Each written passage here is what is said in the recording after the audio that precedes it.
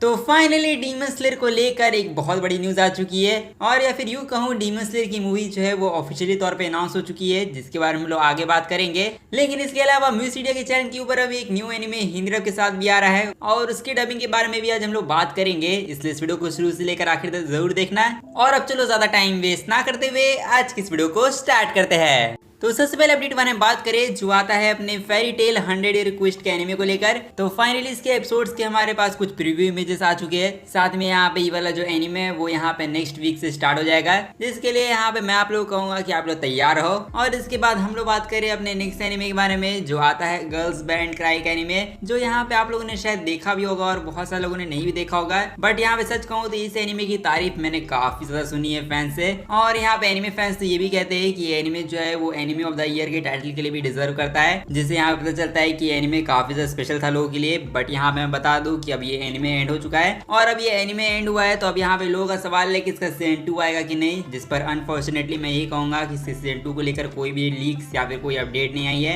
इसलिए मैंने तो इस एनिमे को नहीं देखा है, लेकिन अगर ये एनिमे इतना ज्यादा कमाल का है तो यहाँ पे मैं होप करता हूँ कि इसका सीक्वल अनाउंस हो जाए। अब वैसे इसके अलावा यहाँ पर हम लोग बात करें अपने नेक्स्ट अपडेट बारे में जो आता है लुक बैक की एनिमे मूवी को लेकर, क्योंकि यहाँ पे लुक बैक की मूवी जापान के अंदर रिलीज हो चुकी है। और यहाँ पे बात करें कि जापानीज थिएटर में इसने वीकेंड में कितना कलेक्शन किया है, क्योंकि यहाँ पे इसकी फर्स्ट वीकेंड की बॉक्स ऑफिस कलेक्शन निकल के आ चुकी है, जहाँ पे इसने 1.52 मिलियन यूएस डॉलर का कलेक्शन किया है। और यहाँ पे आप लोग देख सकते हो कि फर्स्ट वीकेंड ने इस मूवी ने काफी अच्छा खासा कलेक्शन कर लिया है, जिससे यहाँ पे एक चीज का तो अंदाजा हो गया कि लोग इस मूवी को पसंद कर रहे हैं। लेकिन इसके अलावा यहाँ पर हम लोग बात करें अपने नेक्स्ट एनिमे के बारे में जो आता है अपना ओशनो का सीजन 2, क्योंकि यहाँ पे ओशनो का सीजन 2 का हमें एक न्यू मेन ट्रेलर देखने को मिला है, जहाँ हमेशा की तरह ये ट्रेलर लोगों को पसंद आया है। और यहाँ पे जिसका सीजन 2 है वो यहाँ पे शेड्यूल हो चुका है 3 जुलाई के लिए। साथ में इसके बाद यहाँ पर हम लोग बात करें अपने अगले एनिमे के बारे में जो आता है टोक्यो गहोल का एनिमे, जिसको लेकर यहाँ पे मैं बता दूं कि टोक्यो गहोल एनिमे की बड़ी अनाउंसमेंट होने वाली है 3 दिनों में। और इसका मतलब ये है कि 3 जुलाई को टोक्यो गहोल एनिमे को लेकर कुछ बड़ी अनाउंसमेंट होगी। जहाँ पे ये बड़ी अनाउंसमेंट क्या हो सकती है क्या नहीं वो तो मैं नहीं जानता हूँ। कुछ लोग तो कह रहे हैं कि गेम अनाउंस हो जाएगा, बट यहाँ पे ज्यादातर एनिमे फैन चाहते हैं कि रीमेक आए, इसलिए होप करते हैं कि रीमेक के लोग अनाउंस कर ही दे। लेकिन सच कहूँ तो इन सब के अलावा यहाँ पर हम लोग बात करें अपने एक और एनिमे के बारे में जिसको लोग यहाँ पर काफी ज्यादा पसंद कर रहे हैं, और यहाँ पे मैं बात कर रहा हूँ गोगो लूजर रेंजर एनिमे के बारे में। और इसको लेकर आप लोग याद होगा कि मैंने लीक्स बताई थी कि सीजन 2 जो है वो इसका आएगा, और साथ में जो इसका सीजन 2 है वो 2025 में देखने को मिल सकता है। तो यहाँ पे वो जो लीक्स थी वो बिल्कुल सही निकली, क्योंकि यहाँ पे गोगो लूजर रेंजर का सीजन 2 ऑफिशियली तौर पे अनाउंस हो चुका है, और साथ में हम लोग को इसका एक अनाउंसमेंट टीजर तो देखने को मिला ही है। और यहाँ पे सबसे बड़ी चीज तो ये है कि जो इसका सीजन 2 है वो 2025 के लिए अनाउंस हुआ है, जिस पर आप लोग देख सकते हो कि यहाँ पे एक और लीक सच हो चुकी है। लेकिन इसके अलावा यहाँ पर इंस्टाग्राम पे मैंने एक और एनिमे की लीक्स दी थी जो था हमारा मोसुको टेंसाई, बट इसको देने का कुछ फायदा नहीं था, क्योंकि उसी दिन यहाँ पे इसका ऑफिशियल अनाउंसमेंट भी आ गया। और हाँ, यहाँ पे मोसुको टेंसाई जॉबलेस रीइंकार्नेशन का जो सीजन 3 है वो ऑफिशियली तौर पे अनाउंस हो चुका है, जो यहाँ पे जो भी इस एनिमे के फैन है उनके लिए काफी अच्छी न्यूज है। इसलिए आप लोग इस सीजन 3 के लिए एक्साइटेड हो या नहीं वो आप लोग मुझे कमेंट में जाके बता सकते हो। अब वैसे यहाँ पर कई सारे एनिमेस आते हैं और कई सारे एनिमेस के बारे में आप लोग बताता भी हूँ, लेकिन यहाँ पे बात करें कि मैंने अभी कौन सा रिसेंटली में एनिमे देखा है, तो यहाँ पे मैंने देखा है सुसाइड स्क्वाड का इसा का एनिमे। और यहाँ पे ये वही एनिमे है जो अभी काफी ज्यादा हाइप में था फैंस के बीच में। और जैसे कि आप लोग पता है कि मैक्स और हुलू के ऊपर इसके 3 एपिसोड सब स्ट्रीम हो रहे हैं, और यहाँ पे सच कहूँ तो मैंने इसके तीनों एपिसोड्स को देख लिया है। और अब यहाँ पे बात रही कि सुसाइड स्क्वाड का इसा का ओरिजिनल एनिमे कैसा है, और जैसे मैंने आप लोग कहा कि एक ओरिजिनल एनिमे है, तो यहाँ पर इसके अंदर आप लोगों को कोई भी मांगा स्पॉइलर वगैरह देखने नहीं मिलेंगे, क्योंकि इसकी स्टोरी जो है वो बिल्कुल न्यू होगी सभी के लिए। और इसके अलावा यहाँ पर एक इसा का एनिमे है, तो आप लोग ये सोचोगे कि इसके अंदर रीइंकार्नेशन वाला चोचला होगा, तो ऐसा नहीं है। यहाँ पे रीइंकार्नेशन वाली चीजें तो आप लोगों को देखने को नहीं मिलेगी, बट काइंड ऑफ उसी टाइप का सिमिलर चीज हम लोग देखने को मिलेगी। और यहाँ पे सच कहूँ तो सबसे स्पेशल चीज तो मुझे ये देखने को मिली, क्योंकि इस एनिमे के अंदर हम लोगों को माइकल जैक्सन भी देखने को मिले हैं। और हाँ, यहाँ पे मैं किसकी बात कर रहा हूँ वो तो यहाँ पे जिन्होंने इस एनिमे को देखा होगा उन्हें पता होगा।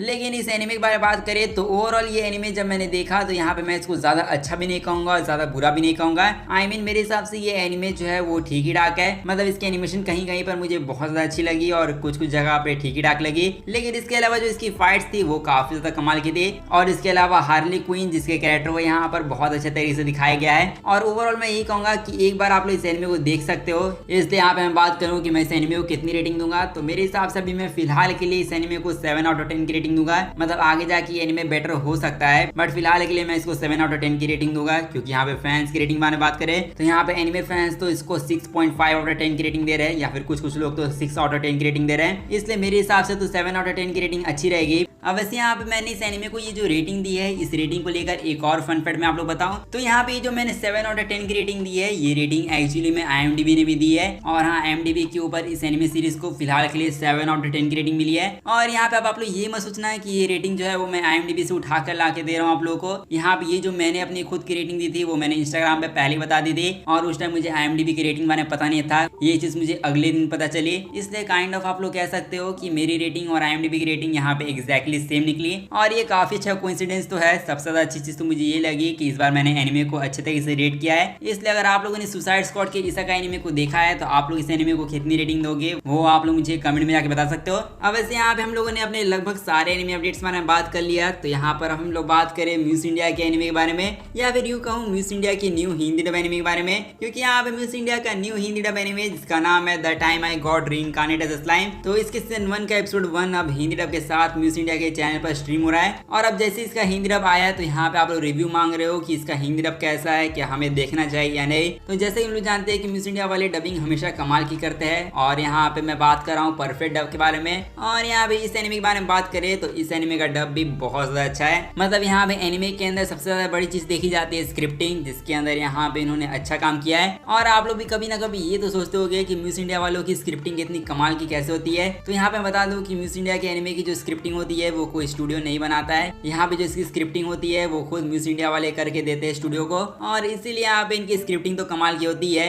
बट इसके अलावा यहाँ पे डबिंग बारे में बात करें, स्पेशली हमारे कुछ वॉइसेस के बारे में, और यहाँ पे सच कहूँ तो ज्यादा कैरेक्टर की वॉइसेस रिवील हुई नहीं है, क्योंकि अभी तक सिर्फ एपिसोड 1 आया था। लेकिन यहाँ पे हमारे रेमुरु की वॉइस रिवील कर दी गई है, जहाँ पे इसकी वॉइस और यहाँ पे जो इसकी जैपनीज वॉइस है वो बहुत ज्यादा एक्यूरेट है। मतलब यहाँ पे तारीफ करना होगा कि उन्होंने बिल्कुल सही कास्टिंग की है, और इसीलिए ओवरऑल इसके एपिसोड 1 को देखने के बाद मैं यही कहूंगा कि इसका डब अच्छा है, देखने लायक जरूर है। लेकिन यहाँ पे मैं आप लोगों को एक बात बताऊं तो यहाँ पे इसकी डबिंग जो है वो यहाँ पे क्रंचीरोल वालों से तो बेटर ही की गई है। मतलब यहाँ पे क्रंचीरोल के डब ज्यादातर एवरेज ही रहते हैं। और यहाँ पे म्यूज इंडिया को लेकर एक फन फैक्ट आप लोग बताऊं तो यहाँ पे म्यूज इंडिया की जो डबिंग का बजट होता है वो यहाँ पे क्रंचीरोल की डबिंग के बजट से भी कम रहता है। बट स्टिल आप लोग देख सकते हो कि वो लोग क्रंचीरोल से बेटर काम करते हैं, और इसीलिए यहाँ पे म्यूज इंडिया वाले इतनी कमाल की डबिंग कर रहे हैं। तो यहाँ पर मैं आप लोग चाहूंगा कि आप लोग इनको सपोर्ट करो, क्योंकि यहाँ पे ये लोग इतनी कमाल की डबिंग कर रहे हैं। तो आप लोग इनको सपोर्ट नहीं करोगे तो क्या बोल स्टूडियो की डबिंग को सपोर्ट करोगे? क्योंकि देखा जाए तो इस एनिमे की स्क्रिप्टिंग, डबिंग और ऊपर से ये जो एनिमे है वो खुद भी पीक है। इसलिए यहाँ पे सारी चीजें कमाल की है, तो इस एनिमे को देखना तो बनता ही है। इसलिए यहाँ पे मैं कभी भी किसी हिंदी डब एनिमे को सपोर्ट करने के लिए नहीं कहता हूँ, बट यहाँ पे the time I got reincarnated as slime की हिंदी डब को आप लोग सपोर्ट करो। अब वैसे यहाँ पे म्यूज इंडिया वाले काफी अच्छा काम तो कर रहे हैं, बट यहाँ पे उनकी थोड़ी सी मिस्टेक्स भी है जिन पर यहाँ पे बात करना जरूरी है। जैसे ये लोग ढंग से एपिसोड के हिंदी डब में सबटाइटल का यूज नहीं कर रहे। मतलब यहाँ पे जैसे कि आप लोग दिखता है ना, एपिसोड के अंदर कोई जैपनीज वर्ड होता है तो उसको यहाँ पे सबटाइटल की मदद से ट्रांसलेट किया जाता है, जो यहाँ पे हिंदी डब एपिसोड में नहीं किया गया। और इसीलिए जो सबटाइटल वाला इशू है, मैं होप करता हूँ कि म्यूज इंडिया वाले अपकमिंग एपिसोड्स में इसको सही करें, क्योंकि अगर ये लोग ऐसा करेंगे तब यहाँ पर एपिसोड को समझने में और भी आसानी होगी। और इसके साथ में लोगों की दूसरी कंप्लेन ये थी कि क्या ये एनिमे वीकली आएगा, क्योंकि अगर वीकली आया तो इस एनिमे को खत्म होने में 1-2 साल लग जाएगा। लेकिन यहाँ पे चिंता करने की जरूरत नहीं है, यहाँ पे म्यूज इंडिया वालों ने फिर से फैंस की बात सुन ली है। और यहाँ पे आप लोगों के लिए एक अच्छी न्यूज है, क्योंकि the time I got reincarnated as slime का जो हिंदी डब है वो यहाँ पर अब डेली अपलोड होगा यूट्यूब चैनल पर उनके। और इसका मतलब ये है कि आप लोगों को हर रात 8 बजे म्यूज इंडिया चैनल पर इसका न्यू एपिसोड हिंदी डब में देखने को मिल जाएगा। जो यहाँ पे इससे ज्यादा अच्छी न्यूज हिंदी डब फैंस के लिए तो कुछ हो ही नहीं सकती है। इसलिए यहाँ पे इसके सीजन 1 को आप लोग अच्छे से एंजॉय करो और म्यूज इंडिया वालों को फुल सपोर्ट करो, क्योंकि यहाँ पे बस यही प्लेटफॉर्म है जो हिंदी डब एनिमे को जस्टिस देता है। बाय द वे, इसके अलावा अगर आप लोगों ने इसका हिंदी डब देखा है तो आप लोगों को इसकी डबिंग कैसी लगी वो आप लोग मुझे कमेंट में जाकर जरूर बता देना है। साथ में इसके बाद यहाँ पे हम लोग बात करें अपने नेक्स्ट एनिमे अपडेट के बारे में, या फिर यूं कहूँ अपने लास्ट एनिमे अपडेट के बारे में, जो आता है अपने डीमन स्लेयर को लेकर। और यहाँ पर फाइनली डीमन स्लेयर का सीजन 4 जो है वो ऑफिशियली तौर पे एंड हो चुका है, जहाँ पे इसके 8 के 8 एपिसोड आ चुके हैं। और यहाँ पे मैं इसके 8वें एपिसोड को बिंज वॉच करने की कोशिश कर रहा हूँ, बट जैसे ही देखूंगा तब मैं इसका एक रिव्यू वीडियो बना दूंगा। क्योंकि यहाँ पे आज हम लोग डीमन स्लेयर सीजन 4 के बारे में बात नहीं करेंगे, आज हम लोग बात करने वाले हैं इसके अनाउंसमेंट के बारे में, क्योंकि बहुत टाइम से जो लीक्स आ रही थी अब वो ऑफिशियली तौर पे कंफर्म हो चुकी है। और यहाँ पे मैं बात कर रहा हूँ डीमन स्लेयर किमेत्सु नो याइबा मुगेन कैसल आर्क के बारे में, जिसकी एनिमे मूवी ट्रिलॉजी ऑफिशियली तौर पे अनाउंस हो चुकी है। और इसका मतलब आप लोग जो सुन रहे हो बिल्कुल सही है, जो लीक्स थी वो सच निकली। और यहाँ पे जो इन्फिनिटी कैसल आर्क है उसको 3 मूवीज के अंदर अडेप्ट किया जाएगा, जहाँ पे हम लोग को इसका का एक नया विजुअल और साथ में एक नया ट्रेलर भी देखने मिला है, जिसपे सच कहूँ तो यहाँ पे ये चीज बोलने की जरूरत तो नहीं थी, बट यहाँ पे इस साल कोई भी एनिमे आ जाए लेकिन वो डीमन स्लेयर के एनिमेशन को टक्कर कभी भी नहीं दे पाएगा। और ऐसा इसीलिए क्योंकि डीमन स्लेयर वालों ने प्रूव कर दिया है कि उनसे बेटर एनिमेशन यहाँ पे एनिमे इंडस्ट्री के अंदर कोई भी नहीं कर सकता है। और अगली बार एनिमे अवार्ड्स के अंदर एनिमेशन कैटेगरी में कौन जीतने वाला है उसका नाम तो आप लोग पता चल गया होगा। लेकिन इसके अलावा डीमन स्लेयर की हाइप इतनी ज्यादा थी कि कल ये ट्विटर के ऊपर भी ट्रेंड कर रहा था, और कोई ऐसा वैसा ट्रेंड नहीं कर रहा था, ट्विटर के ऊपर ये वर्ल्ड वाइड ट्रेंड कर रहा था, वो भी नंबर 1 पर। जिससे हाँ इतना तो पता था कि डीमन स्लेयर की हाइप तो बहुत ज्यादा है, स्पेशली लास्ट वाला एपिसोड तो कुछ ज्यादा स्पेशल था। और इसके फाइनल एपिसोड ने और इसके अनाउंसमेंट ने यहाँ पे इतनी बड़ी हाइप क्रिएट कर दी कि ट्विटर के ऊपर के अलावा भी यूट्यूब पर भी ट्रेंड कर रहा था। और ट्रेंड करने के अलावा भी इस एपिसोड की रेटिंग में बात करें तो इस एपिसोड को 9.8 आउट ऑफ 10 की रेटिंग मिली है। और आप लोग फाइनल एपिसोड को कितनी रेटिंग दोगे वो आप लोग मुझे कमेंट में जाकर बता सकते हो। बट इसके अलावा जैसे मैंने आप लोग बताया कि डीमन स्लेयर का final episode world wide number 1 पर ट्रेंड कर रहा था, और वो भी मल्टीपल साइट्स पर। लेकिन इसके अलावा क्या आप लोग को ये भी पता है कि क्रंचीरोल के सर्वर को इसने क्रैश भी कर दिया था। और हाँ ये बात सच है, कल क्रंचीरोल का सर्वर क्रैश हो गया था। और यहाँ पे एक फन फैक्ट बताऊं तो क्रंचीरोल का इस साल सिर्फ 2 ही एनिमे ने सर्वर क्रैश किया है, और यहाँ पे उन 2 एनिमेस में से पहला डीमन स्लेयर है और दूसरा एनिमे आपका भी फेवरेट हो सकता है, क्योंकि यहाँ पे मैं बात कर रहा हूँ सोलो लेवलिंग के बारे में। मतलब यही 2 एनिमेज है जिन्होंने क्रंचीरोल का इस साल सर्वर क्रैश किया है। इससे हाँ यहाँ पे देखा जाए तो कल डीमन स्लेयर पीक पर था।